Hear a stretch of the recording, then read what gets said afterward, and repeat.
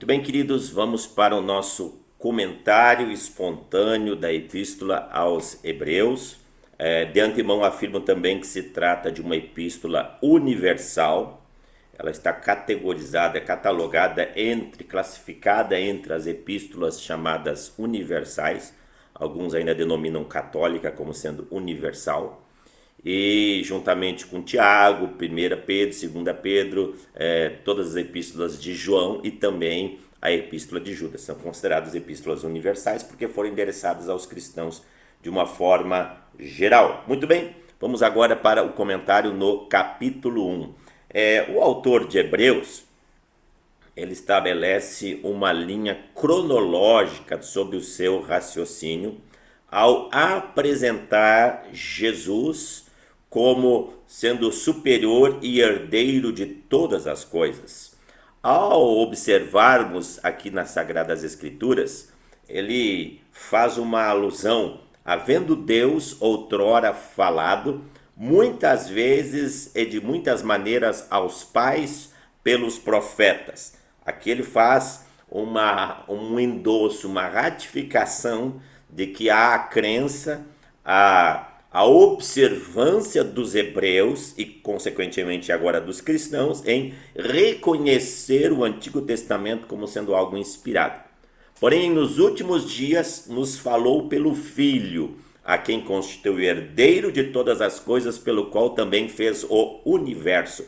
Observe que aqui agora ele coloca, no primeiro versículo do capítulo 1, ele ampara a crença e a obediência às Sagradas Escrituras do Antigo Testamento, e agora ele estabelece a abertura para um novo testamento, para um novo ensinamento, a respeito do qual ele segue essa cronologia, falando de como este Cristo, este Jesus, o Filho, ele criou o universo, em linha com Gênesis capítulo 1, versículo 1, e em linha também com aquilo que está lá em João 1:1, portanto, mostrando Jesus como criador de todas as coisas, o que também é essencial na teologia paulina, como também falamos agora na joanina, ele é o resplendor da glória e a expressão exata do seu ser, sustentando todas as coisas pela palavra do seu poder.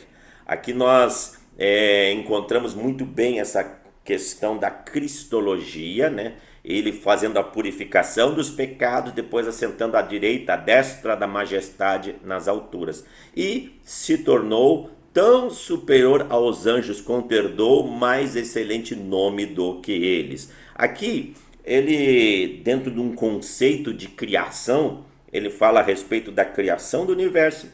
Agora ele cita a criação dos anjos, mostrando que Jesus Cristo é superior como filho, superior aos próprios anjos. Pois qual dos anjos disse jamais, tu és meu filho, hoje eu te gerei? E aí ele cita versões do Antigo Testamento, principalmente lá do livro de Salmos, e outra vez ele diz, eu lhe serei pai e ele me será filho. E ao introduzir o primogênito do mundo diz, e todos os anjos de Deus o adorem.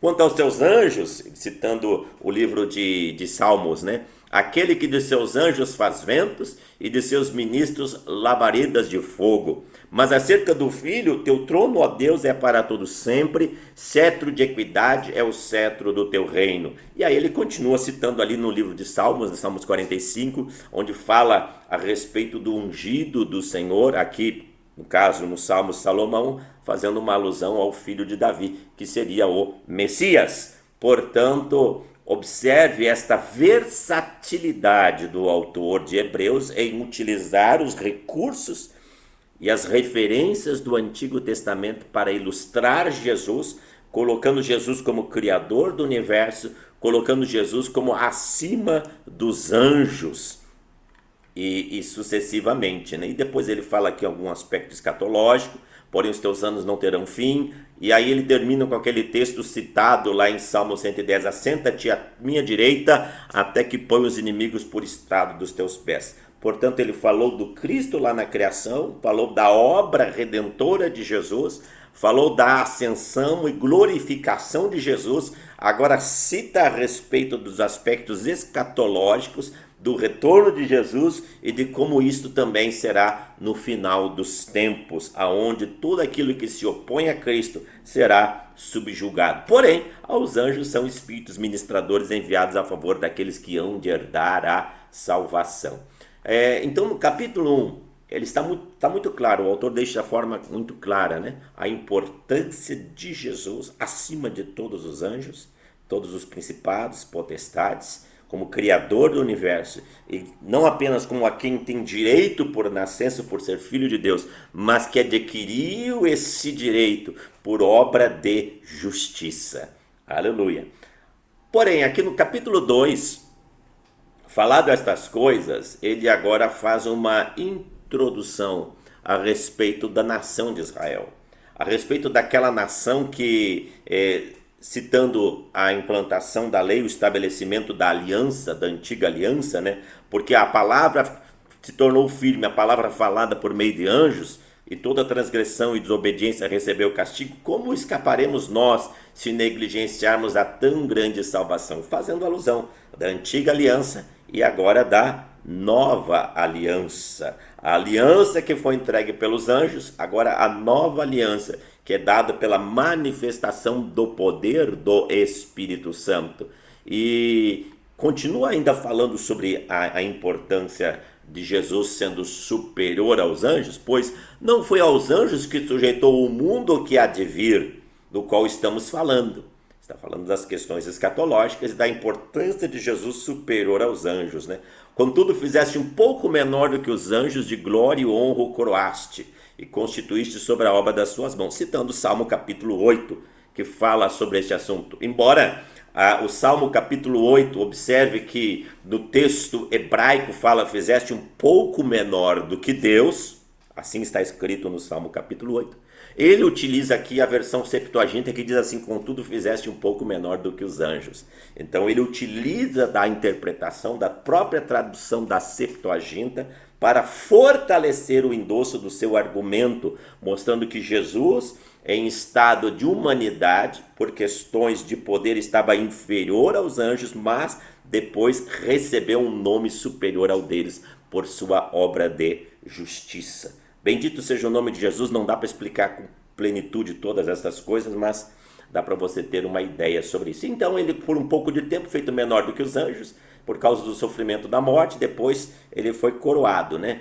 Convinha que ele, por causa das coisas, todas as coisas que existem, ele aperfeiçoasse por meio do sofrimento o autor da salvação de toda a humanidade, mostrando o aspecto redentor de nosso Senhor Jesus Cristo. E mais uma vez, citando os Salmos, ele diz assim, dizendo, aos meus irmãos declararei o teu nome, cantar-te-ei louvores no meio da congregação, mostrando esse aspecto de adoção.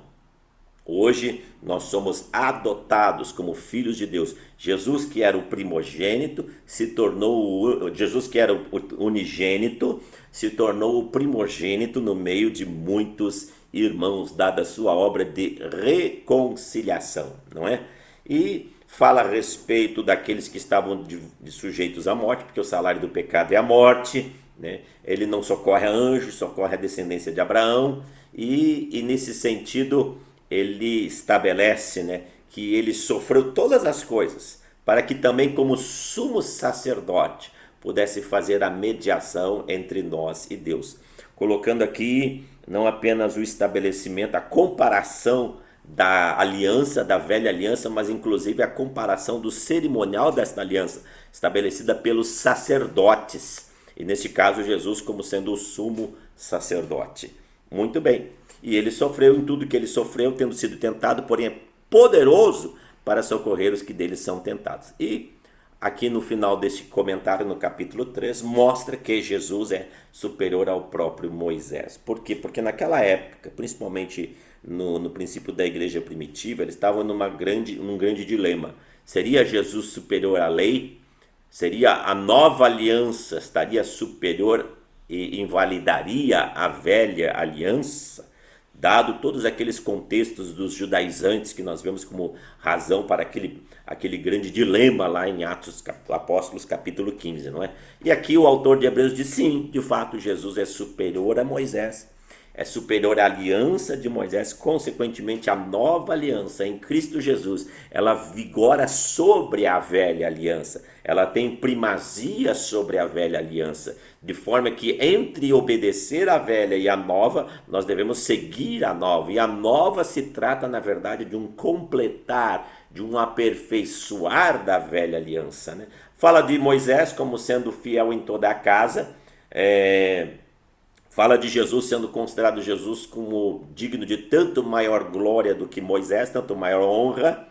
Fala também de Moisés como sendo um servo que testemunhou as coisas que haveriam de vir. E fala de Jesus, não é? Como sendo este que cumpriu estas coisas. E diante dos fatos, agora pois, como diz o Espírito Santo, se hoje ouvirdes a sua voz, não os endureçais os vossos corações. Citando, né, aquela geração que tombou lá no deserto, nos 40 anos de provação que havia no deserto, do qual Deus determinou que por causa daquela incredulidade eles não haveriam de entrar no descanso. Aquele descanso falava a respeito da herança da terra de Canaã, a terra da promessa. E de uma certa forma o autor de Hebreus faz alusão a isto, dizendo que da mesma forma como Moisés foi um precursor que conduziu os hebreus para que eles pudessem entrar na terra de descanso, a terra prometida, da mesma forma Jesus agora, na nova aliança, ele conduz as pessoas que são agora filhos da promessa para que possam herdar uma terra de promessa na nova aliança, que é a Nova Jerusalém celestial. Portanto, ele evoca, ele convida as pessoas durante o tempo que se chama hoje, né, para que as pessoas perseverem crendo e se tornem participantes de Cristo nesta promessa. Muito bem.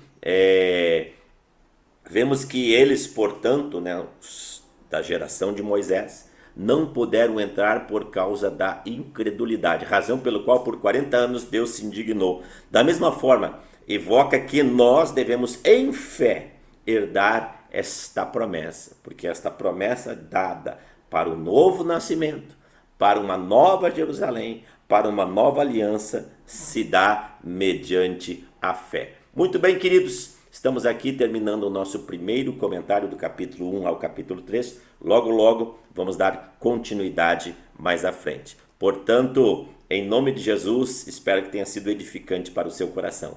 Fique na paz, no nome de Jesus.